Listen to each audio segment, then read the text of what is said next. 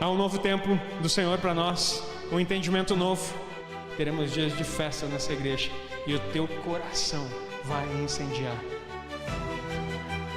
Que seja remido o tempo, a techuvá do eterno sobre cada um. A fagulha que há no coração aqui, Senhor, a tua Torá sobre cada um. Pai, incendeia, traz sonhos, traz visões. Os teus dons manifestem-se de acordo com a tua Torá, conforme aquilo que o Senhor predisse, conforme aquilo que o Senhor decretou. Em nome de Yeshua HaMashiach. Nós queremos, ó Deus, ver um novo tempo sobre a tua igreja, não pautado mais em teologias, invenções, pensamentos filosóficos e humanos. Nós queremos, ó Deus, estar de acordo com a tua Torá, porque o Senhor falou e vai cumprir.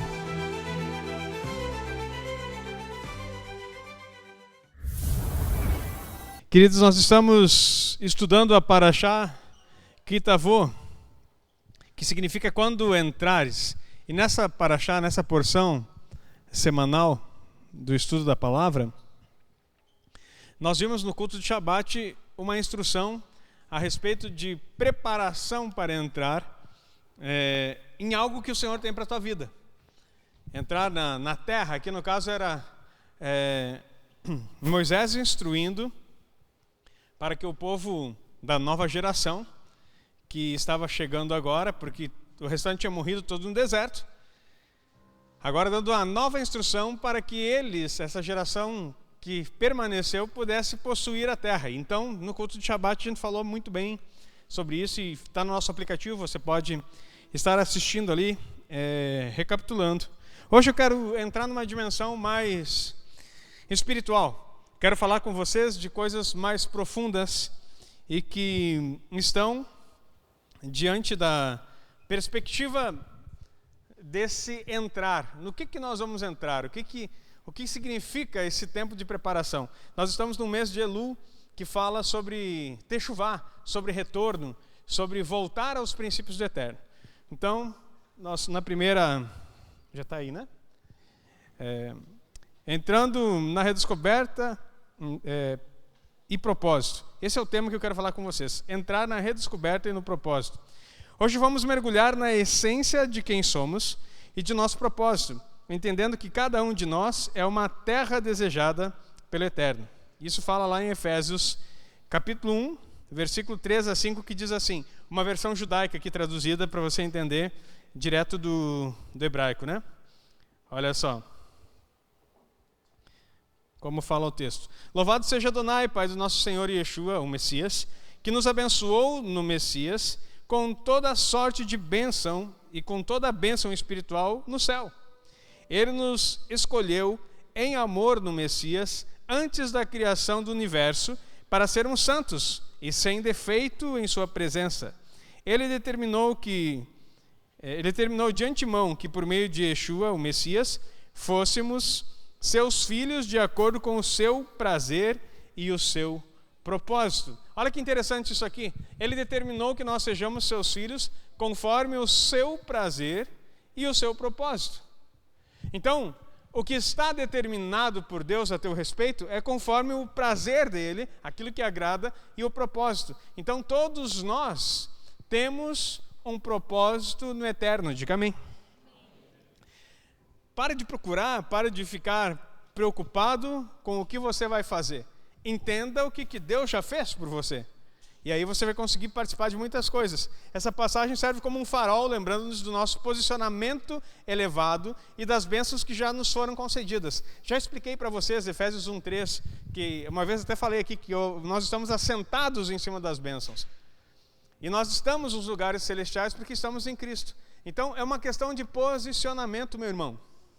O tempo que nós estamos vivendo é um tempo de techuvá no mundo. E a ideia deles, nós temos que ensinar a Torá, viver as mitzvot, até que Israel seja alcançada. É o nível de retorno. Porque esse princípio de conhecimento que você está vivendo agora aqui, não é coisa da minha cabeça.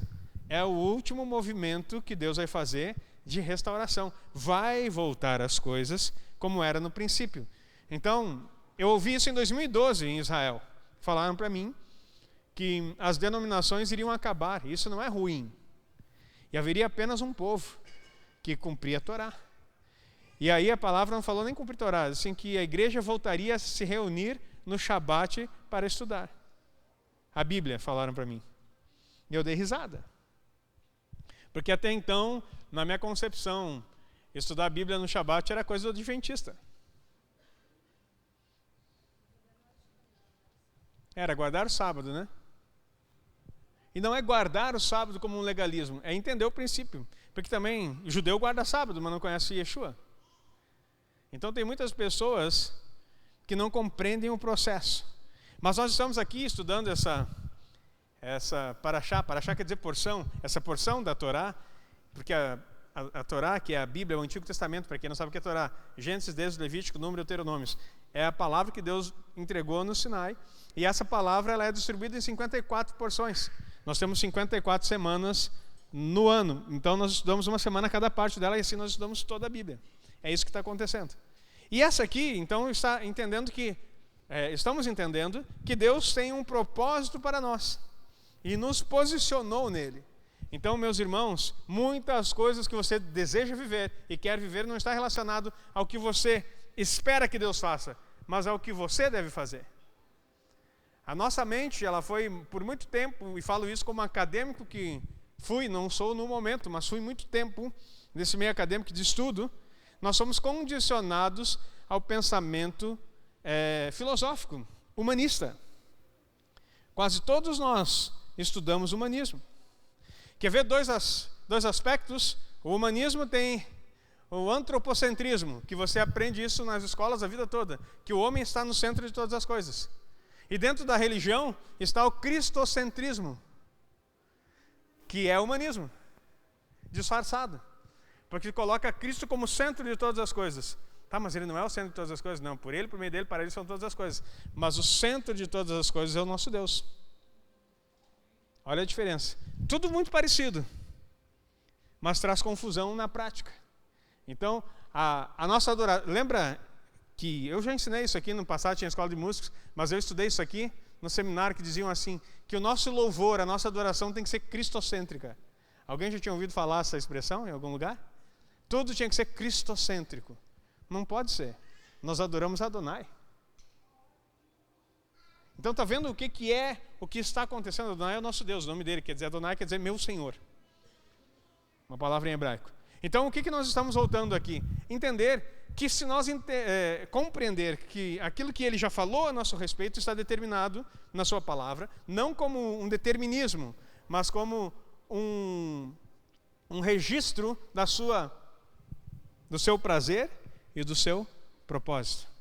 Ele fez cada um de nós para o bem, em alguma Bíblia vai dizer assim, beneplácito, quer dizer seu bom prazer. Isso é o propósito. Então você foi criado para cumprir um propósito do eterno nessa terra, diga amém. E para dar prazer a ele. Não teve amém nessa vez. Para dar prazer para Deus, não para você ter prazer. Lembra que Deus olha para Yeshua e diz assim, esse é o meu filho amado, em quem tenho prazer. Se você não compreende que você tem que cumprir o propósito de Deus, e o que Yeshua estava fazendo naquele momento? Se batizando. Por quê? Precisava? Não. Mas para cumprir o propósito que Deus tinha estabelecido para ele, para que nele tivesse o bom prazer. Yeshua é o modelo para que você viva. Diga amém. Então você foi gerado por um propósito para dar prazer ao Eterno. Aplauda o Senhor por isso. Tecendo essa introdução, nós podemos prosseguir? Próximo slide. O assunto é quando entrares, então. Kitavô, quando entrares nessa terra. Agora, a terra desejada, nosso ser e nossos domínios. Uma vez eu falei que a nossa mente é um território desejado. Eu preguei um tempo atrás sobre isso. Mas agora eu quero dizer para você que a terra desejada é o nosso ser e os nossos domínios. A ideia de uma terra desejada transcende um lugar físico. Ela representa, em primeiro lugar, o nosso próprio ser, nosso corpo, nossa alma, nosso espírito. Falando numa linguagem que você compreenda, sem falar dos níveis da alma aqui. Além disso, estende-se aos domínios que nos foram confiados. Olha os domínios que foram confiados para você. Nosso casamento, nossa família, nossa comunidade de fé e nosso trabalho. Então, o que está falando aqui? A terra desejada, o lugar onde nós vamos entrar, e que essa semana nós estamos estudando, que você deve entrar, é uma forma de possuir aquilo que Deus já colocou em você. E é um concentrar das tuas forças para proteger, para honrar o território, que já são os teus domínios, o qual está aqui embaixo referido. Pode colocar o próximo slide. Em cada um desses territórios, somos chamados a cultivar prazer e propósito. Agora deixa eu te explicar. Em cada um desses territórios, nós somos chamados a cultivar prazer e propósito. Que territórios mesmo? Volta um slide anterior, por gentileza. Que territórios são esses? Casamento, prazer e propósito. Família, prazer e propósito. Comunidade de fé, prazer e propósito. Nosso trabalho, prazer e propósito. Pode colocar o slide atual? Você está entendendo que nós somos chamados para desenvolver isso e manifestar a vontade divina e a viver uma vida plena.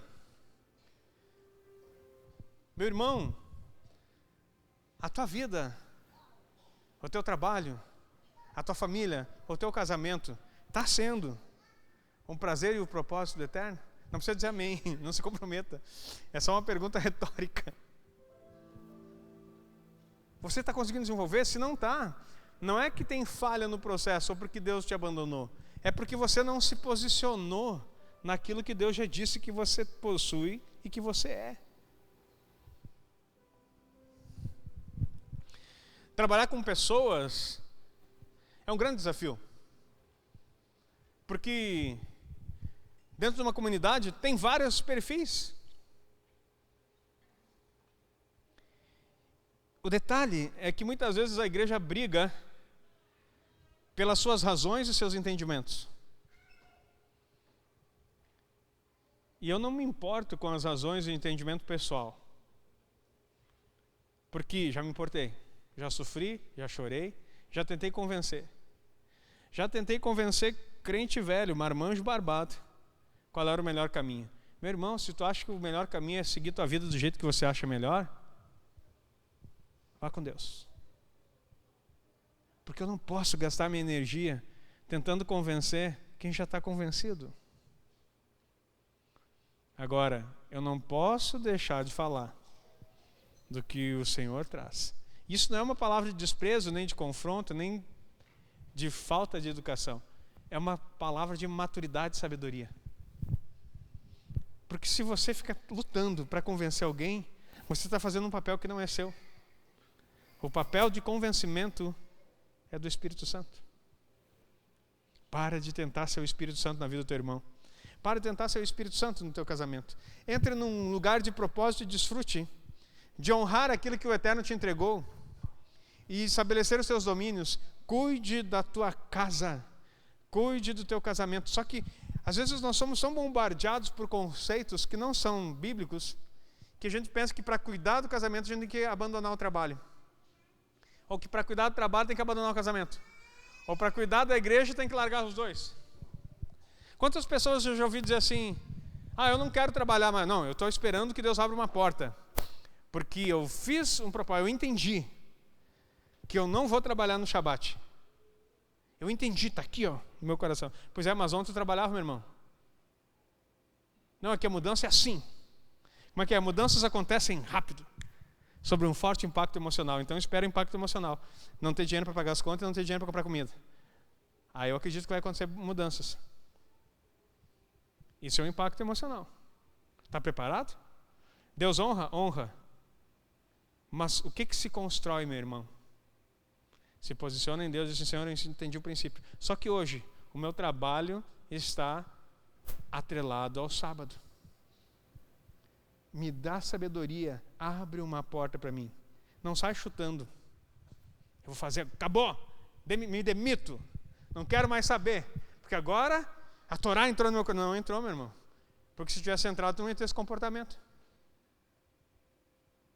Não é sair agora procurando, é entender que o princípio é um posicionamento. Eu me posiciono espiritualmente no Shabat. Quer saber como é que você se posiciona espiritualmente no Shabat? Muita gente fala, guarda o sábado, guarda o sábado, guarda o sábado. Mas esquece um princípio. Tu está trabalhando no domingo? Porque não trabalhar no domingo é tão pecado quanto não guardar o sábado. Vou repetir para você entender. Não trabalhar no domingo é tão pecado quanto não guardar o sábado. Porque a palavra que instrui diz assim, 6 dias trabalharás. Segunda, terça, quarta, quinta e sexta. Ufa, sábado eu descanso. Não. Vamos para a matemática? Segunda, terça, quarta, quinta e sexta. Quantos dias deu? Opa, não sabemos contar. Mas o religioso não. Porque daí ele quer guardar o Shabat e quer descansar no domingo. Aí tu está descansando quantos dias? 2. E trabalhando quantos? 5. Tá, mas é que o nosso sistema de ensino, de trabalho, não funciona assim. No domingo é hora extra. Não estou falando que você tem que trabalhar na empresa. Mas que você tem que ser produtivo no domingo. Não é dormir até ao meio-dia. É acordar cedo como se fosse um dia de labor. E produzir. Quer fazer faxina na casa? Sabe qual é o dia de fazer faxina na casa? Sexta? Não. Domingo. Arruma a tua casa. Sexta-feira tu prepara para o Shabat. E aí? Como é que nós vamos fazer? Então, é tomar posse dos domínios. Então, eu só dei um exemplo no trabalho. Então, não seja um religioso. Seja alguém posicionado para ter prazer e propósito. Eu guardo o Shabat não porque é uma lei do Senhor. A lei me mostrou que havia um mandamento que eu estava negligenciando. Mas não foi o medo, nem o mandato. Eu não estou lá porque assim, Deus me livre, se eu não guardar o Shabat, Deus me pega na esquina, eu estou lascado. Não, eu encontrei um lugar de descanso. Eu encontrei um prazer que eu não conhecia. Eu encontrei um lugar onde eu sou renovado no Senhor. Eu encontrei um lugar onde eu sou visitado pelo Espírito de uma forma intensa, porque Ele criou esse dia para isso.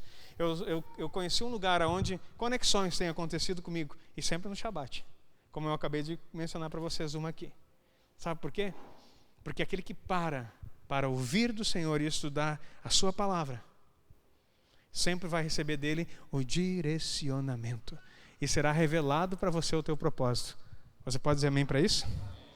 Então, cultivar prazer e propósito e manifestar a vontade divina e viver uma vida plena. Se não encontrarmos essa alegria e direção nesses terrenos, corremos o risco de consumir sem desfrutar verdadeiramente. Olha a diferença de consumir e desfrutar. Consumir e desfrutar. Sabe, uma coisa muito triste, mas que eu já vi acontecer com várias pessoas que estão num leito de enfermidade, que elas não conseguem mais comer. Já viu isso? O que usa daí quando não consegue comer? Sonda. Estão comendo, mas não tem desfrute nenhum. Não tem prazer. Porque a alimentação, além de ser o essencial, é para trazer um desfrute e prazer para você. Tão importante isso, que a alimentação vai continuar acontecendo mesmo na eternidade. Tá, mas nós vamos ter corpo glorificado, por que nós vamos precisar comer? Não precisamos, mas foi algo que Deus criou para nos dar prazer e propósito. A árvore da vida tem 12 frutos, que alimenta os povos, e as suas folhas curam as nações. Está lá em Apocalipse. Então nós continuaremos comendo. Assim como o pecado entrou pela boca na alimentação, a restauração também vai acontecer por se alimentar de Yeshua, porque diz: aquele que de mim se alimenta, por mim viverá.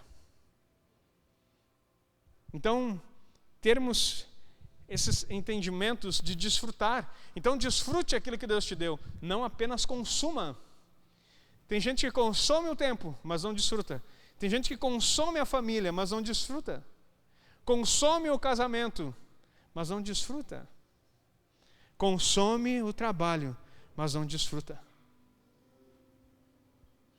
Meu irmão, trabalha e não desfruta? o teu trabalho é inútil. Porque o homem abençoado, a palavra fala, que comerá do trabalho das suas mãos. Feliz será, e tudo irá bem. Princípio divino, desfrutar daquilo que você produz. Produzir para acumular é riqueza sem propósito. Logo é idolatria. Acho que foi hoje na Casa do Caminho, enquanto eu ensinava, algumas pessoas falaram sobre a idolatria, né? Eu disse assim, não se iluda, meu irmão. A estatuazinha de gesso, pedra ou madeira é só uma forma de idolatria. Acabei de citar uma idolatria. Trabalhar para acumular sem desfrutar. Idolatria. Agora, desfrutar não é gastar tudo, meu irmão. Ou entrar no vermelho do cartão para pagar com o que não tem. Isso não é desfrute. Isso é ignorância. Falta de inteligência financeira. Ou educação financeira. Desfrutar é saber que o Deus que te dá a condição de produzir riqueza, e riqueza não ostentação, a riqueza do teu trabalho, do teu fruto, Ele te dá a condição de desfrutar daquilo que Ele te deu. E a riqueza não está atrelada ao quanto você acumula, mas ao quanto você é satisfeito com aquilo que Deus te dá. Rico é aquele que tem satisfação em saber que tudo que cai na sua mão vem do Eterno. Tem ricos que não têm contentamento, têm muito dinheiro, mas não conseguem ter prazer nem desfrute. Tem mais medo do que isso. Então, buscando, olha só, consumir sem desfrutar verdadeiramente, buscando preenchimento em coisas que nos afastam de nossa essência mais profunda. Pensamos em um banquete, olha esse exemplo. Muitas vezes somos convidados à mesa apenas consumindo o que nos é servido, sem nos questionarmos sobre o processo ou o propósito. Essa imagem nos convida a refletir sobre a dinâmica entre servir e ser servido, entre a carne, o nosso eu físico e suas inclinações, e o espírito, nossa conexão divina. Pode colocar. A maestria espiritual reside em alinhar a nossa natureza física à nossa natureza espiritual, permitindo que o espírito conduza. Olha só, o exemplo do banquete ali, quantas vezes você já sentou numa mesa só para comer? Comeu e pronto. Você já percebeu que quando você está comendo numa mesa e está sendo servido, alguém está deixando de comer para você poder comer?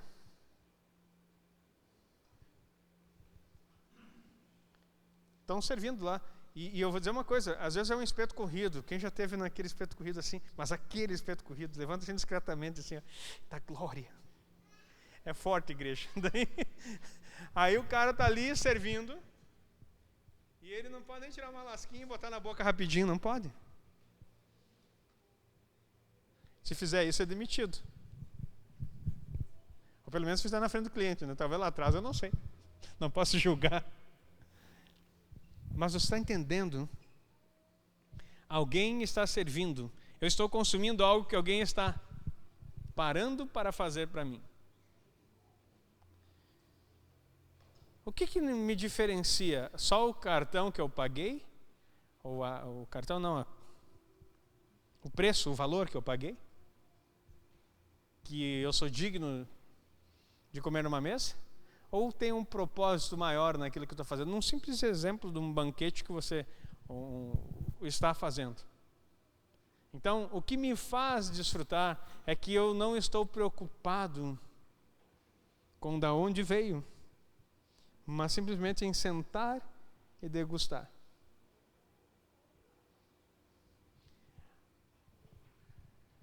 Quando nós entramos nesse campo, nós estamos ascendendo espiritualmente, crescendo em saber que aquilo que vem na nossa mão merece ser desfrutado com prazer e propósito. Às vezes uma simples refeição, nós comemos tão rápido, tão desesperados, pensando no próximo compromisso, que perdemos a essência daquilo que Deus está nos proporcionando. A mesa, eu costumo dizer, o alimento é só um adorno. O mais importante na mesa são as pessoas que sentam com você.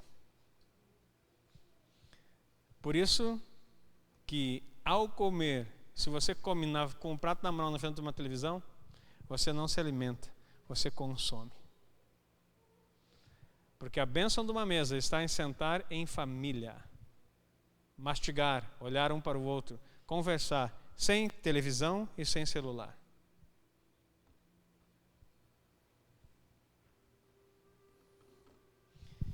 Quando isso acontece, elevamos nossa frequência e nos conectamos aos lugares celestiais, onde fomos verdadeiramente assentados, como nos lembra Efésios.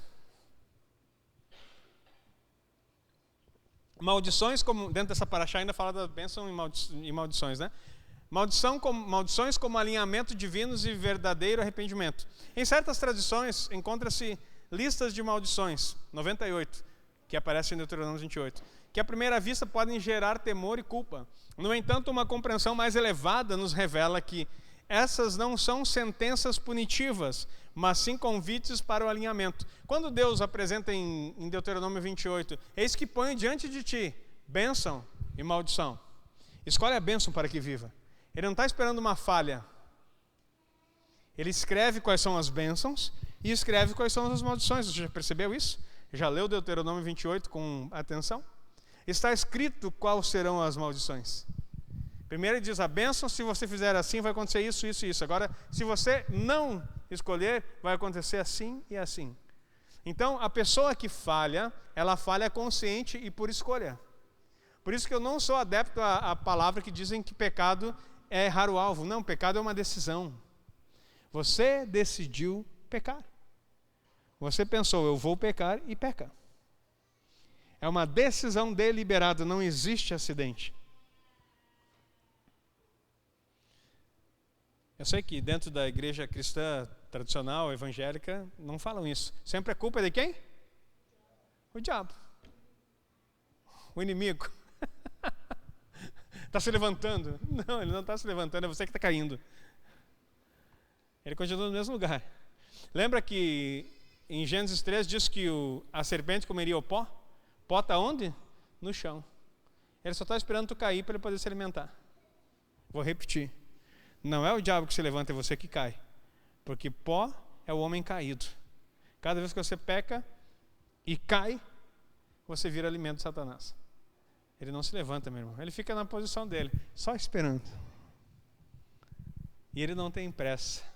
Porque ele também não come para se manter. Simplesmente pelo prazer e o desfrute. Satanás tem prazer e desfruta em comer no seu pecado. Aquilo que o crente não faz com as coisas do eterno, pode deixar que o mundo espiritual vai fazer.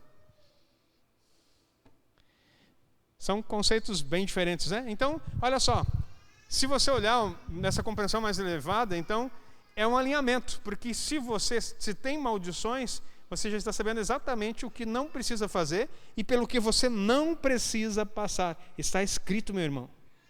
Agora, quando você escolhe desobedecer, vai vir a maldição. E daí não adianta ficar chorando e dizendo, não sei o que está acontecendo, eu vou na igreja todo domingo, eu sou uma pessoa boa, eu trabalho, tenho minha família. Não tem nada a ver com isso. Tem a ver com as suas escolhas diárias. Claro que não estou defendendo o diabo aqui, não sou advogado do diabo, dizendo que ele não tem coisa ruim que ele faça. Mas a iniciativa sempre é sua. Aí quando você abrir a porta para ele, ele entra e faz a festa. São princípios que, se honrados, nos conduzem a uma vida de prazer e propósito, longe da amargura de uma fé baseada no medo. Então, as maldições que são apresentadas, você já percebeu que não tem como ter medo? Quando você lê, essas são as bênçãos, essas são as maldições, lança-se fora o medo. Porque medo do quê? É uma coisa, o exemplo pode ser até infantil, mas é certo. Vai estar escrito aqui nesse púlpito, essa altura do chão, se você der um bico de cabeça, sua cabeça vai rachar. Alguém quer experimentar? Eu não. E está avisado. Ou pelo menos vai dar um traumatismo craniano. Então, não salte de cabeça aqui. Parece bobo, né? Está avisado ou não está avisado? Daí Deus dá escrito para você. Ao descer aqui, use a escadinha. Não tente dar um bico. Aí tu tem uma escolha. Ou tu desce pela escadinha, ou tu dá o bico. Eu sei que é extremamente infantil, mas está escrito. Então eu vou chegar aqui, meu Deus, eu nem vou chegar perto ali, porque vai que eu me atire de bico. Tu vai ter medo disso? Não. Está escrito que não é para fazer. Não sou nem louco de tentar dar um bico aqui no chão. Vou rachar o crânio aqui para quê? Tem uma escada aqui. Foi uma escolha ou não foi? Eu poderia dar o bico? Medo do que, meu irmão? A maldição que está na Bíblia não é para colocar medo em você. É simplesmente para tirar o medo. Ó, tu pode vir até na beirada aqui. Pode até descer por aqui. Tu não pode só dar o bico. Quer ver que dá para descer? Uau! Não rachei o crânio. Sim, está dizendo que não é para dar bico. Dá para subir por aqui? Dá. Uau, que legal. Lugares diferentes, mas é para descer pela escadinha. O propósito de Deus é descer pela escadinha. Eu posso escolher descer por aqui? Posso. Não vou morrer. Mas eu estou fazendo exatamente como foi dito? É isso que muitas vezes o cristão perverte. Ele faz do seu jeito. Porque eu estou na graça, eu faço do jeito que eu quero. Quero subir de costa. Viu? Isso é graça. Mas eu disse, sobe assim. Isso é a lei. Mais seguro. Agora para subir, sobe de frente. Está vendo a diferença da lei para a graça? O que é mais seguro? Vim pela escadinha e fazer como é para fazer. Ah, mas aqui dá emoção. Subir de costa então aqui. Uau! Simples assim, meu irmão. Agora que nós já desenhamos o cenário, acho que tu entendeu. Ai, ai, pode colocar o próximo. Isso nos leva ao conceito de arrependimento, especialmente relevante em períodos como o mês de Elul que nós estamos. Longe de ser um ato de dor ou autoflagelação, o arrependimento, sob uma ótica espiritual madura, é um reposicionamento. Sabe o que é arrependimento? Senhor, eu desci por aqui. Não dei o bico. Não morri, obrigado por isso. Mas eu queria fazer do meu jeito. A partir de hoje, eu vou fazer o que tem que ser feito. Eu vou descer conforme o Senhor instruiu. E vou subir conforme o Senhor instruiu. Isso aqui teve choro? Teve sentimentalismo? Teve o quê? Atitude e decisão. São posicionamentos. Viu como a vida é simples? A religião faz um monte de coisa. Não, meu irmão, agora que tu desceu ali, quantas vezes você desceu? Agora você tem que fazer não sei o que. Ai, e começa a colocar um monte de coisa. Mais coisa, mais coisa. Não, é simplesmente posicionamento, mudei. É uma oportunidade de elevar a nossa consciência, de nos libertarmos de interpretações limitadas e abraçar um estado onde o arrependimento se torna um portal para a alegria da transformação, um novo alinhamento com o divino. O que é melhor? Tu ficar chorando e se desgraçando e se maldizendo porque você fazia errado? Ou você desfrutar do caminho adequado? É você descer aqui e dizer assim, poxa, não é que é bom esse negócio mesmo aqui. Obrigado, Senhor. Porque eu não tinha esse entendimento. Agora eu estou desfrutando. Eu estou vivendo o que era o propósito. O propósito da escada na minha vida era fazer isso aqui. Eu não fico mais lamentando o tempo que eu não fiz. Eu fico me alegrando, porque agora isso aqui vai virar o quê? Rotina para mim. E aí eu consigo crescer ainda mais. Pode colocar o próximo. Desvendando o potencial, alegorias da jornada interior. Nossa jornada interior é permeada por desafios e revelações muitas vezes escondidas nas experiências cotidianas. A terra e a água. Vou dar um exemplo aqui para você. Quando a água encontra a terra, o primeiro resultado pode ser o barro. Faz um lambuzo ali, né? Um símbolo de nossa humanidade, imperfeição e do caos que precede a ordem. Se você jogar água na terra, vai fazer um lodo, vai lambuzar, vai sujar. Tu vai lembrar do porquinho, né? E ninguém gosta de um atoleiro. Talvez alguém goste. Eu disse, na maioria das pessoas não gosta de se atolar, principalmente esse barro. Nossa, eu estava vendo as meninas dançando com aquela roupa branca. Qual delas é voluntário para dançar no lodo aqui no barro? Tu pode até dançar uma vez, mas joga fora porque nem desencarde depois. O nosso barro aqui é bem forte. Então, olha só. É fácil sentir aversão ao barro. Contudo, se persistirmos em adicionar água, que representa a graça, a palavra divina, a oração, o barro pode se transformar em solo fértil ou em um profundo manancial de novas descobertas. Quanto mais água... Lembra aquela história do copo da água suja, que tu vai derramando água até que ele limpe? É mais ou menos esse sentido. Só que você tem que passar por esse processo. O barro pode se transformar em solo fértil. Essa alegoria nos ensina a não temer nossas vulnerabilidades, pois são elas que abrem caminho para a transformação e crescimento. Quando tu vê que está sujo, meu irmão, vai lavando. E não fica dizendo, meu Deus, que desgraça, eu estou sujo. Todo mundo no princípio vai estar sujo. Joga mais água, mais palavra, até o momento que Yeshua olha para os seus discípulos, Pedro, sendo Pedrão, nunca me lavarás os pés. E daí Jesus disse assim, se não lavar, você não tem parte comigo. Então não lava só os pés, mas a cabeça e as mãos. Pois é, quem já se lavou não precisa ser lavado de novo. Depois ele vai dizer, vós já estáis limpos pela palavra que eu vos tenho dado.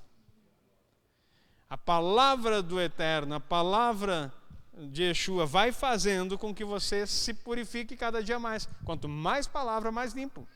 Mas não adianta fugir da sujeira. A água está para lavar, assim como a sujeira está para sujar. Pode colocar o próximo. O camelo no zoológico. Olha só. Pensemos no camelo, dotado de habilidades incríveis para sobreviver.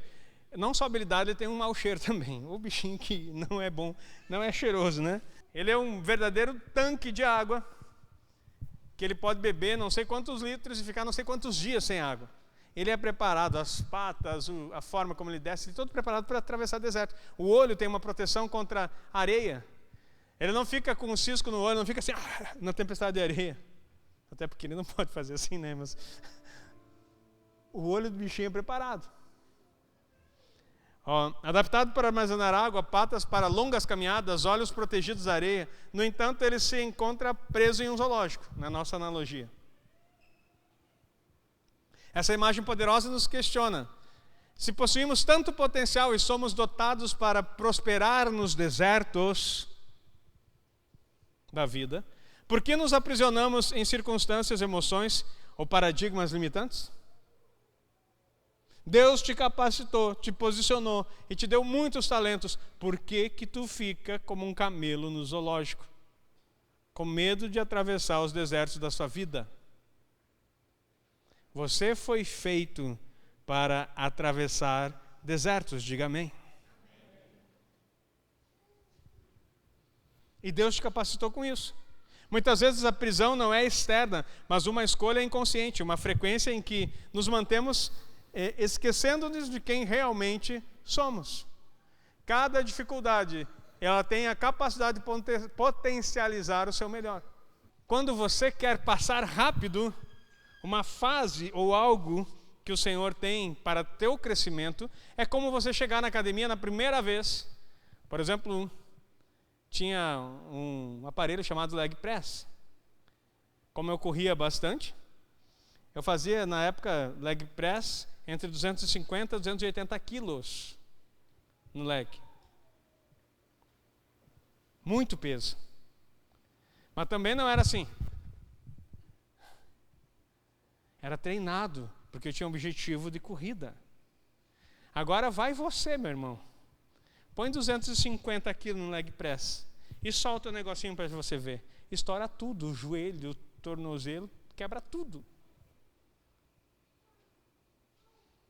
Arrebenta com tudo. Por quê? Porque eu quero ser forte e rápido. Muitas vezes a prisão não é externa, mas uma escolha inconsciente, uma frequência em que nos mantemos esquecendo de quem realmente somos. Pode colocar o próximo.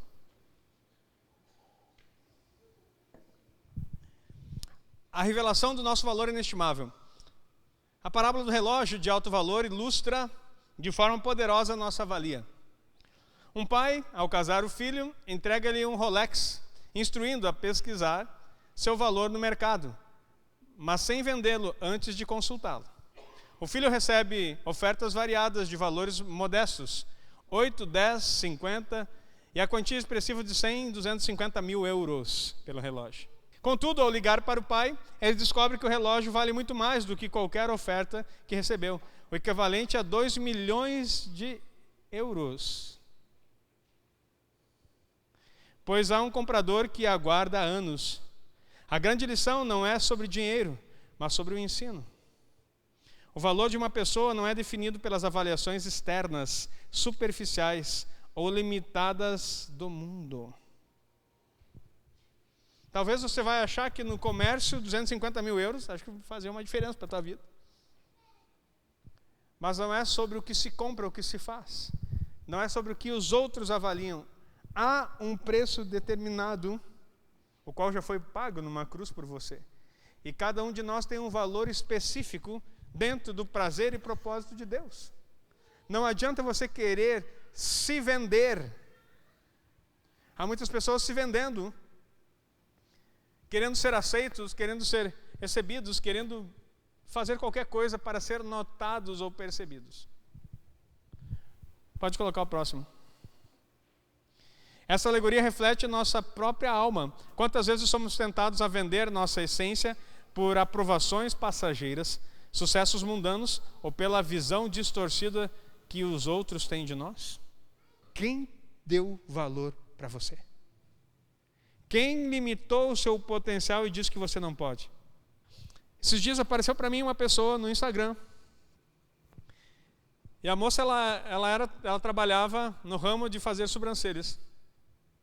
E ela era auxiliar da auxiliar. Quando o auxiliar faltava, ela era auxiliar da auxiliar. E aí, de repente, o auxiliar parou de ser auxiliar e ela ficou de auxiliar. Ela não era mais auxiliar da auxiliar, ela se promoveu, virou auxiliar. Aí um dia a pessoa que era a principal decidiu sair do salão e abrir o negócio dela. Então ela assume, e quando ela era auxiliar, ela já estava pegando todo jeito. Aí ela assume a forma definitiva da empresa. Só que ela gostou tanto do trabalho e aprendeu tanto que ela disse assim, tem algo errado aqui. Eu quero crescer no meu trabalho. E daí, ela disse assim, eu trabalho demais para ganhar o que eu almejo ganhar. E estava faltando para ela, sabe o quê? Horas. Ela não tinha mais horas para aumentar a sua renda. O que você faz quando o seu valor não tem mais horas para cobrir? Você trabalha 40 horas, já está trabalhando 60 horas, e mesmo assim você não conseguiu atingir o patamar que você deveria ganhar. O que está mostrando isso? Que o seu trabalho está te escravizando, e que você não está pronto para chegar no âmbito que estava. Dela, sim, eu vou fazer algo diferente. Saiu daquele lugar e abriu o dela. E daí ela começou a cobrar um modesto preço de 12.500 para fazer uma sobrancelha. Aí disseram para ela, tu é louca, tu não vai conseguir ninguém. Pois bem, ela não tinha agenda. Porque ela subiu o nível e fazia tão bem que não tinha mulher, isso numa grande cidade, São Paulo, né, Cris? Mas não tinha agenda para atender as mulheres. Daí ela teve a brilhante ideia, eu tenho que treinar uma equipe. E daí ela começou a treinar pessoas, baixou um pouco o preço, mas continua muito alto. E ela agora atende um dia no mês.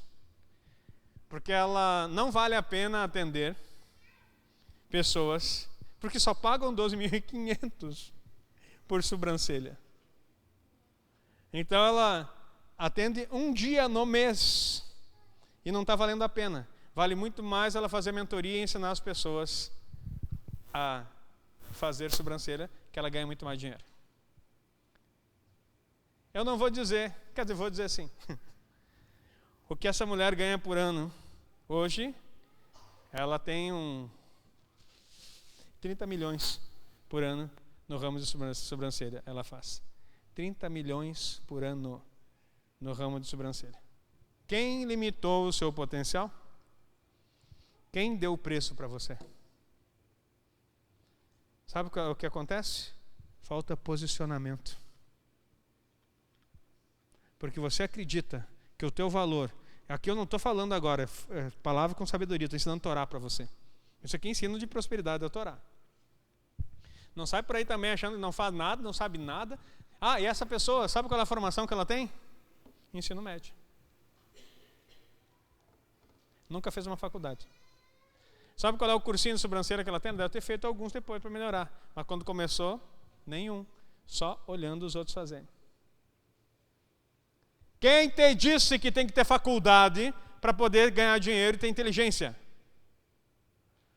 Não é inteligência alguma pagar uma fortuna de dinheiro para não conseguir produzir nada.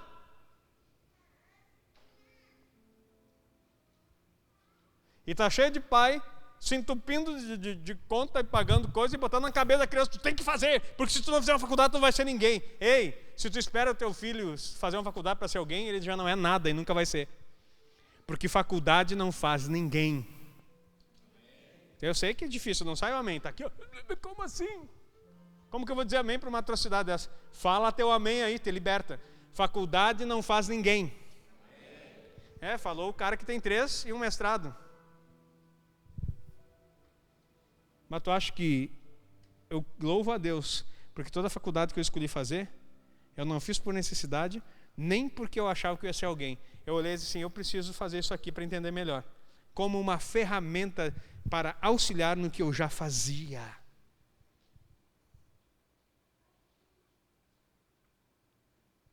Amém? Então assim, e agora você tem a faculdade, não é para jogar fora, rasgar o diploma, irmão. Glória a Deus. Quem conseguiu fazer uma faculdade, dá glória a Deus aí, porque isso é bênção do eterno. Mas agora, se você achava que aquilo ia te fazer alguma coisa, te liberta dessa consciência. Te liberta disso. Porque ela te ajuda, mas não faz quem é você.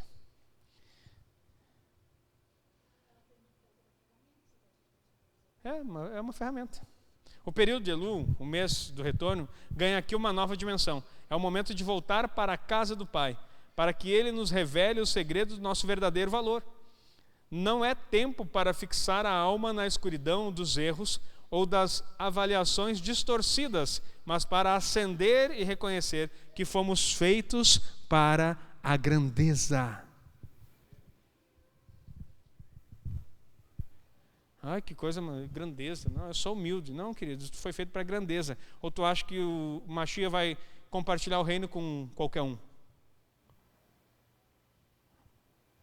Não, eu vou pegar o mais ignorante, mais humildezinho, porque tem gente que pensa que ignorância é humildade, não tem nada a ver uma coisa com a outra. Então, os mais ignorantes, mais humildezinhos para governar comigo, não vai. Os mais capacitados. Lembra de Babilônia? Pegaram os jovens mais capacitados, entre eles Daniel. Daniel, um menino de 16 anos, se tornou governador, só abaixo de Nabucodonosor. José, um menino, foi para lá e depois, já tinha cerca de 30 anos, mas também se tornou governador do Egito, por causa da sua capacitação. Nós somos criados para a grandeza. A grandeza é essencial, está lá no que nós falamos, seu trabalho, a tua família, a tua comunidade. Grandeza não é se achar superior aos outros, é saber que o que Deus colocou em você capacita a abençoar a sua vida e a vida dos outros. Você tem uma riqueza colocada em vasos de barro, para que a glória não seja tua, mas do Senhor. Nossa consciência foi reconectada à árvore da vida. Essa ascensão espiritual nos coloca em um patamar de valor inestimável. Reconectando-se à plenitude do ser, nosso convite final é para o despertar da consciência espiritual, para alinhar a alma ao propósito e para conectar nossa vida à árvore da vida. Sejam uma casa de amor, seja luz espiritual, libertem-se das energias antigas e das fontes que não lhes trouxeram prazer e propósitos genuínos. Parem de negociar sua estadia no Espírito por valores inferiores.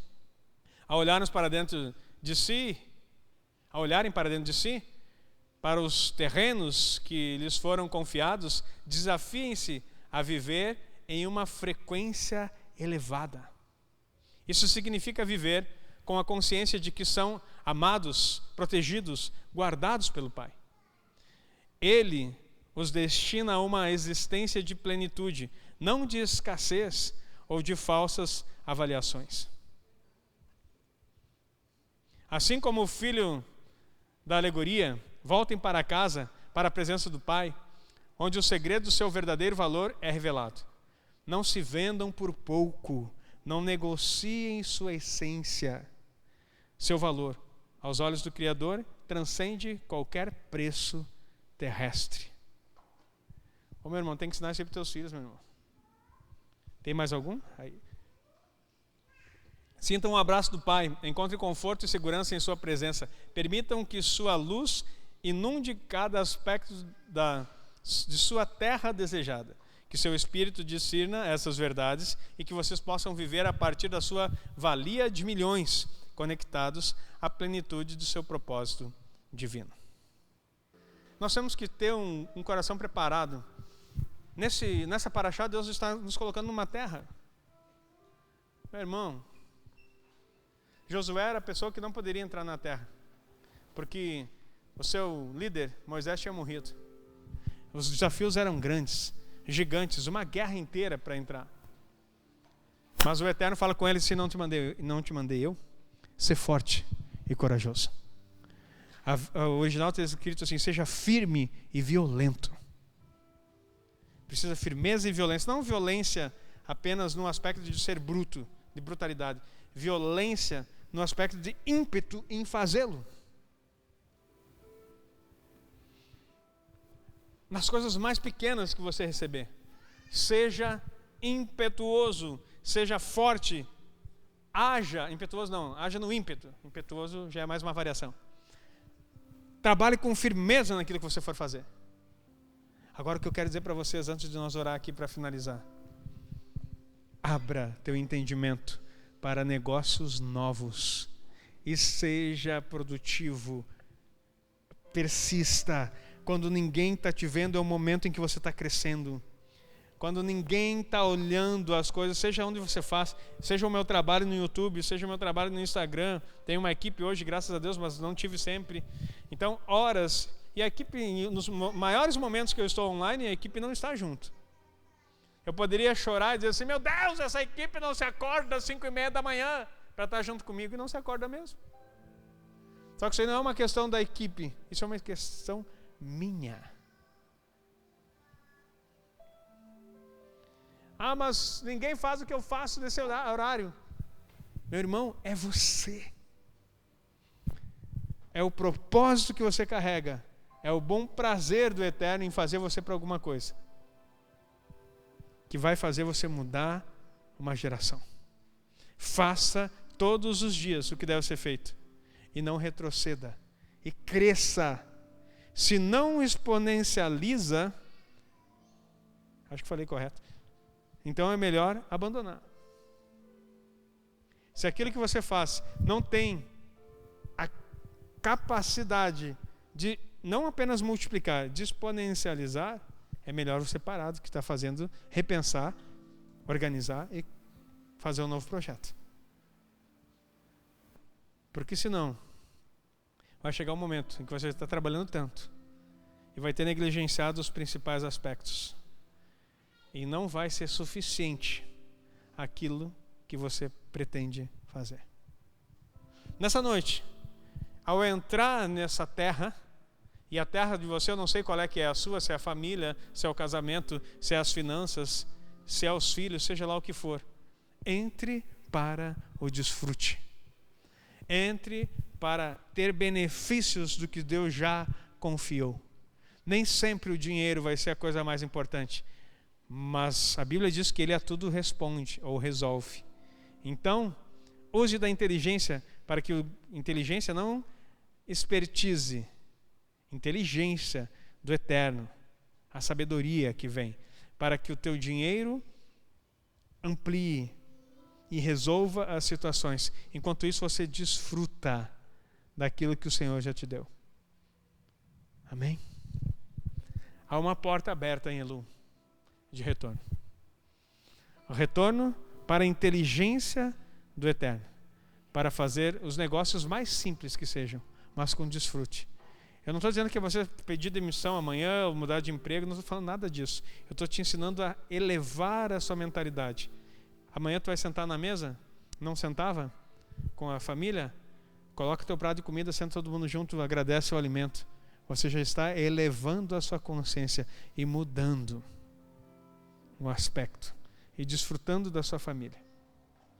E assim, progressivamente, em cada detalhe que o Senhor te dá, tenha uma consciência de que Ele vai abrir lugares muito melhores, como nós explicamos aqui, aonde você vai andar no propósito e vai ter prazer no Senhor. Fecha os teus olhos. Pai, em nome de Yeshua, eu quero abençoar a tua igreja. Eu quero declarar, ó Deus, ainda nesse mês de Elu, essa porta aberta, Pai, sobre cada um. Pai, a inteligência que vem do alto, que vem do Senhor com a tua sabedoria, para que nós não venhamos a andar apenas no nosso pensamento, mas que nós possamos acessar os portais que o Senhor tem para nós, de prosperidade, de fé, de entendimento, não como o mundo oferece, Senhor, dando preços a nós como se fôssemos produtos, mas no valor que o Senhor designou no teu propósito eterno, para que nós realizamos o que o Senhor mandou, dando prazer ao teu coração, que o Senhor olhe para nós e possa dizer: esse é meu filho amado, em quem me comprazo, e que nós possamos olhar para ti como um pai, o Abba, que cuida de cada detalhe e nos faz andar nos lugares altos. A grandeza do céu se manifeste na terra, na vida de cada um dos meus irmãos, e que eles saiam de um lugar de estagnação para entrar, ó Deus, no desfrute da tua vontade. Eu oro sobre essa palavra, abençoando cada um, em nome de Yeshua HaMashiach. Amém e amém. Dá um aplauso ao Senhor, queridos.